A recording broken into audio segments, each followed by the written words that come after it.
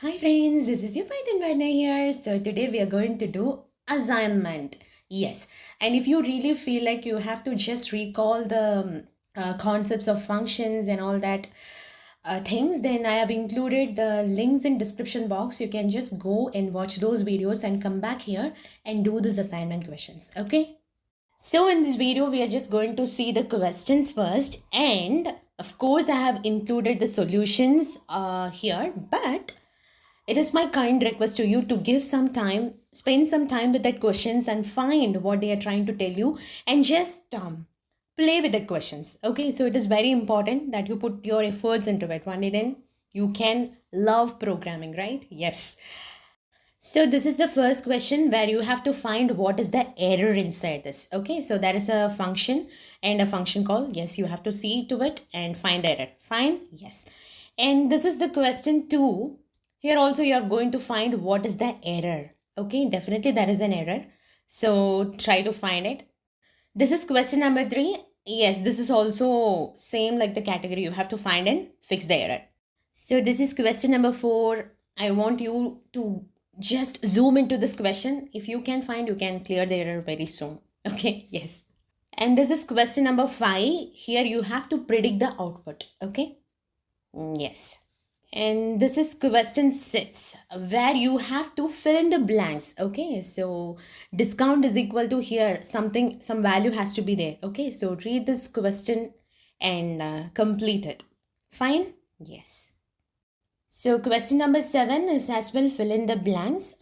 Here in this place, separator is equal to something you have to fill there. It depends on the join of method. So I have already discussed this method during our assignment 1 video. I'll include that link in the description box. Okay, in case if you don't remember what is join of method, just watch that video and just come back and do this. Fine? Yes. So this is our question 8. You are going to predict the output, and this question is a little bit tricky. Okay, so try doing it. Even if you could not get the right output, still no problem, but do try. Okay, and I'll explain this in solutions. Fine? Yes. And this is question 9. You have to fill in the blanks. Here there is 3 blanks you have to fill it. And the thing is, I've given an expected output here. So you have to get this output. So in order to get this, what all the things you have to fill in this place? Yes, you have to do it. Okay? Yes. Question number 10 is similar to question number 8, but this is a little bit more tricky. Okay, so try doing it. Yes, put in your efforts and play with it for a while. And only after giving a good try, you're just going to see what the solutions are. Okay? Make that promise to you. Okay? Fine. Yes. Now it is time to pause the video and give those questions a big try. And I really suggest you to take at least 2 to 3 days minimum to play with the questions. If you found answers for everything within a second, that's great. If not, just play with the questions. And after some time, come back and watch that solution as well. Okay? Yes, I hope you have given a good effort here. Now let's discuss the solutions. So in our first question, it is a function named greet. It has 2 parameters, that is name and age. It is just going to print a message, right? Hello name, you are of this years old. So when you see the function call, can you understand what is the problem here? Because always we have to be very much attentive with these things, like number of arguments has to be equal to number of parameters. If not, it gives you a big error, right? So here, yes, what is the error we get? It is like one positional argument is missing. Why? Because we have not passed the age. So how to correct it? Yes, of course, just passing some numbers. So I have given, yes, Alex and 20. Now it fixes this problem. So now you can get your output like, hello Alex, you are 20 years old. Fine? Yes. This question is kind of very simple. I hope many would have got this, right? Yes. This is our question number 2, and our error is hiding here in the function definition. Did you manage to find it? Yes. If you try running this program, we'll be getting in syntax error, like non-default argument follows the default argument. We have to change this order of parameters. A, C, then you have to give this default arguments. So that is how the rules are. Okay, so this is a very subtle thing. Many times we could just overlook this and we'll be sitting with so much of errors. So yes, once you fix this, you'll get your result. So in question number 3, it is nothing. It is a function named introduce, which has parameters name, age and country. It is going to print a message. My name is so and so and I'm this years old and I'm from this country. Yes, of course we have to pass it. So the error is inside this function call. Yes, the error is, yes, there is nothing but this positional argument. It is following the keyword argument here. But it is difficult in this scenario for Python to assign the values. So how to rectify this? We just have to change this order. Always remember, positional arguments should come before keyword arguments. Okay, so by changing this order, your error will be fixed here. And your output would be, my name is Sophia, I'm 25 years old and I'm from Canada, right? Yes. And this is our question 4. So what is happening here? It is a function divide. It has two parameters a and b. It is just going to give you the division. Yes. And from there it is getting to this place. The value is assigned here and it is going to be added with 5 and that output is printed. But on what is happening? If you try running this program, you will get unsupported operand types. Because for addition, none type plus an integer is not the big match. This is what your error looks like. So what is the problem? The problem is hiding here because this function divide, explicitly it is not returning any value. So what happens? By default, it returns none value. So the value that is assigned here is none and not the exact value. So none plus 5, obviously we'll get error, right? So how to rectify this? We have to return the result value. So the result value comes here. So what would be the value? 10 divided by 2, 5. Now 5 plus 5 is 10. So the output variable that is referring to this value 10. And when we print this, that's our output. It is 10. Okay? Yes. So this is our question 5. We have to predict the output. I hope you really predicted it correct. Okay, let's check it. So what is happening here? It is a function named mystery where it has parameters like a and as well as some arbitrary positional arguments named star args and default argument as well, b is equal to 5. And it is just going to return the value, that is a plus sum of that arguments plus b. And we have some function calls as well. So first function call mystery, we are passing the value 2, 3, 4. So now what happens? A is assigned 2 and 3 and 4 will be, yes, taken as arbitrary positional arguments here. So it will be taken into a tuple. That's how it works. I hope you remember that. And B's value will be used with this default one. So B is equal to 5. So 2 plus 3 plus 4 plus 5. Yes, it is 14. So our first output is 14. So here in the second function call, we are sending 1 and b is equal to 10. So now how the values will be assigned? A is equal to 1 and now the b value will be 10 instead of 5. Okay. So what happens with arguments like arbitrary positional arguments? We are not sending any values. Does it produces any error? Do you think so? There is nothing for us to worry about because the arguments will be assigned an empty tuple as a value. So by performing sum of function on that empty tuple, the value will be 0. Okay, so what is our output here? 1 plus 0 plus 10. Yes, 11 will be our output. And now the final function call here, yes. 3 will be assigned to A and 2 and 1 will be, yes, tuple. It is the value of those arguments. And B is going to hold 0 instead of 5. So by performing the addition operation, what will be our output? 3 plus 2 plus 1, simple, sits right. Yes, that's it. I hope you got your outputs correct. Yes.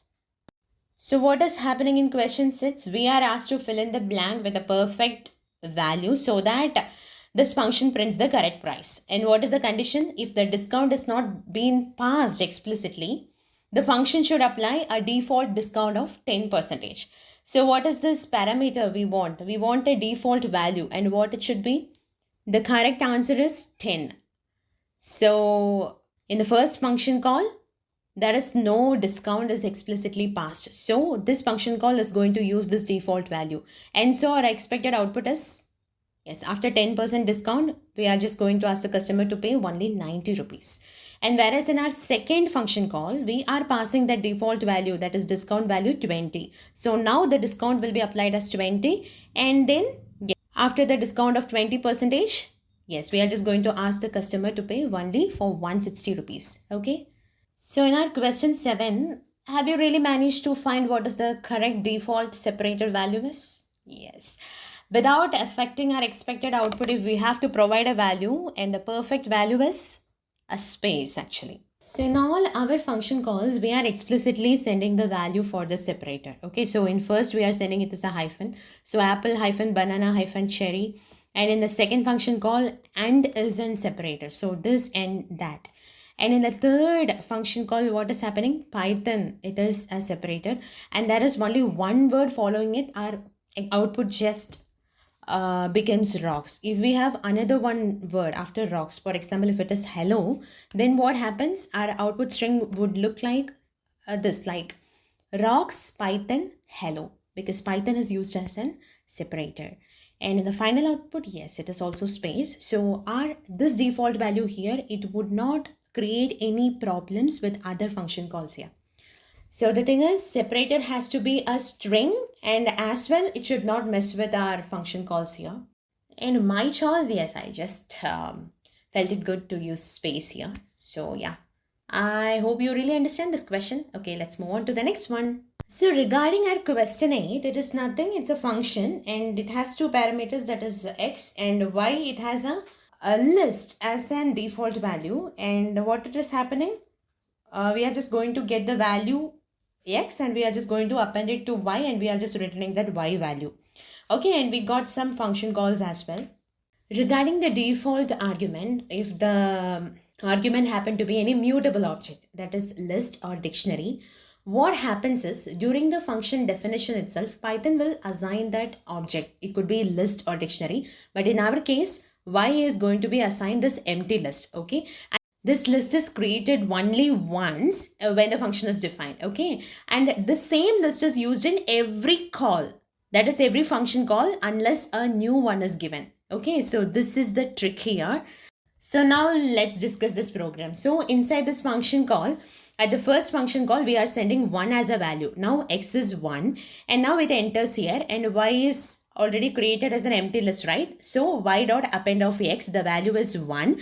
Now we are just going to return y, and what it would be? It is 1.